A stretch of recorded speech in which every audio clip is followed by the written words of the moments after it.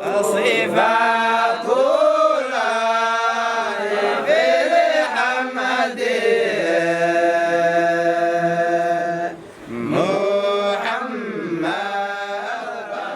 munaasabad si heer sare ah loo soo agaasimay oo lagu qatimaya rawaatibta sanadkan aynu soo dhaafnay ka socday xarunta dhexe ee jameecada reer Sheekh Yuusuf Direed ayaa lagu qabtay mowlaca jameecada oo ku yaal xaafadda Haanta Dheer ee degmada Dayniile ee magaalada Muqdisho.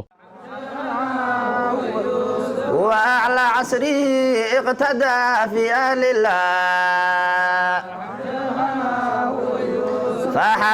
فحك المسكي شذي صار شمس دين الله يا ربي على خير الخلق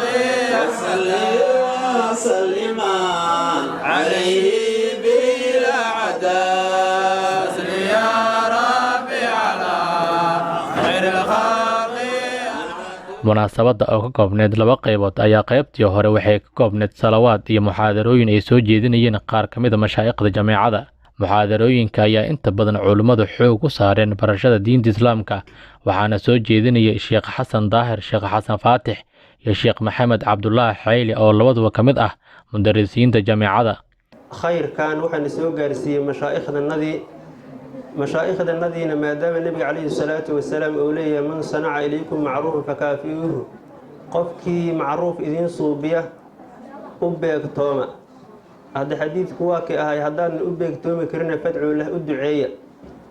mashaaikhdii marka aan ka dhaxalna khayrkaana in aan amaalkooda magudi karna inaan u duceyno waa midda aan meesha isagu nimid. waxaas dhammaan waxaan ku gaari karnaa marka axbaabilkiraam in aan diinta ilaahay baranno. waxaan ku gaari karnaa wax kastaba diinta ilaahay inaan baranno. intannadaanu hadda caawa maana isagu imaan qabiil, maana isagu imaan qaaraan, waxaan isagu nimid waa ilaahay subxaanahu wa tacaala dartiis. waxaan ku walaalownay diinta islaamka. ayadaas waxaa laga maarmaana marka inaan baranno, in aan ku dhaqanno. dadku dhammaantood dadkii wixii muslima dhammaan khayr waa wada leeyihiin. bise markii nebiga calayhi salaatu wasalaam uu yidhi man yuriidillaahu bihi khayran yufiqhu fi ddiini, qofkii ilaahay khayr badan la doono ilaahay diintu fahansiiya. oo muslimiintu ayagoo wada khayr leh ayuu markii ilaahay uu la doono qofka khayr badan oo khayran tawiintaasa tawiinu tacdiim ahoo khayr badan qofkii ilaahay qofkuu la doono ilaahay diintu fahansiiya. dhammaanteen marka aan ku dadaalno diintii inaan fahanno. ilaahay subxaanahu wa tacaalaana saw noo fahansii lahay qof kastaba waxa weeyaa ku dadaalo. waxyaaba bini aadam ku badbaadaan dadka hore ku badbaadaan waa taariikhda wanaagsan iyo siifiga wanaagsan laga qaato. waxaa ka mid a qofku marka hore inuu barto diinta islaamka dad saxan oo ka bar si saxan oo u barto. diin dad badan baa barta laakiin dad ay ku qalloocatay kuwa wax leeyahay iyo wax dhibaatayaha kulligood waxay sheegayaan inay diinta ka turjumayaan. diintu waa naxariis, manhajay leedahay wax cusub ma jiraan, waa wax hore loo soo naqaashay. keliya waxaa nagula baahan yahay haddii inta cunto la kariyo oo lasoo dimi habeeyo oo lasoo guro lagu soo hordhigo haddaad cunug weydo soo nasiib darro maaha. diintu hadda waa aragteen kitaabkii waa la diyaariyey, waa la qoray, waa la sharxay, waa la saxiixay, waa la daabacay. sheekhi ka turjumi laha waa joogaa, xaafadaada jaamid u dhow joogaa, waa aqrisa la-an waa nagala haystaa. waxyaabaha adduunyada iskoolada iyo jaamacada sida booga anugu aqrin yar yarkaan wax loo jeedi kara aan hayn. soomada arag masaajidadii hadda markaad tagto meelaha dadku waxay ku aqristaan boog iyo wax qacqaca. haddaad fiiriyo qofkaas wax aqraa oo xifdaa yaryaraantooda iyo intii la egyihiin waa la yaabe. kitaabkaas waaweyn haddaad tiri aqrina ma aqri karo. qaybtii dambe ee munaasabadda ayaa ka koobneed dhafar dikri ah oo isugu jiray uweysiya iyo saydhiciye. dhafarka oo bilowday 5tii saac oo habeenimo ayaa gaaray ilaa 10kii saac, xilligaas oo loo kala dareeray salaada subax.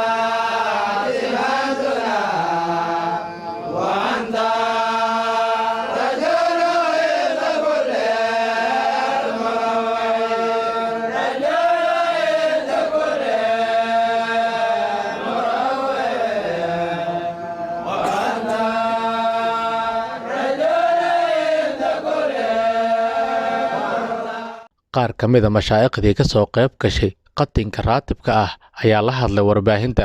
waxaa mawlacan iskale ama lagu magacaabaa mawlaca Sheekh Yuusuf Ibraahim ee magaalada Muqdisho gaar ahaan xaafadda Dayniile caawa raatibadii waaye khatinkii macnaha raatibada khatinkeedii waaye oo caawa aan joognaa haddii alla idmo insha Allah meeshaan lagu soo gabagabaynayaa.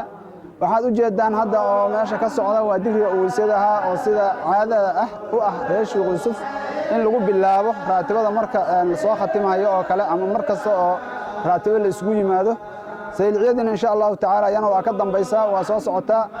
ilaahay subxaanahu wa tacaala ayaa ku mahadsan naga soo qayb geliyey xafladan ikhtitaamka oo lagu khatimayo digrigii iyo khayrkii soo socday sanadkan. ilaahay subxaanahu wa tacaala mahad ballaaran ha ka gaarto digrigan iyo xafladan sanadkiiba waxaa la khatimaa bisha la yidhaahdo shacbaanka ama soondheeraha loo yaqaano aakhirkeeda ayaa la khatimaa. markii la khatimana bisha ramadaan oo soonka awgeeda loo khatimaa si dadku soonka u soo soomaan.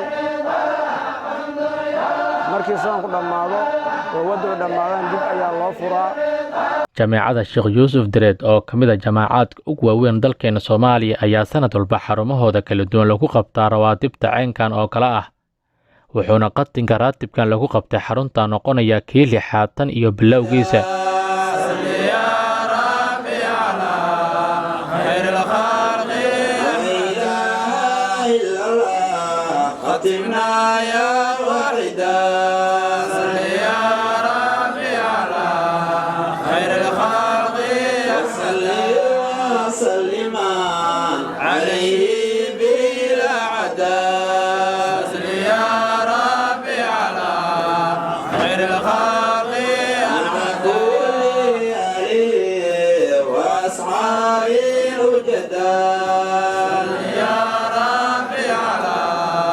خير الخلق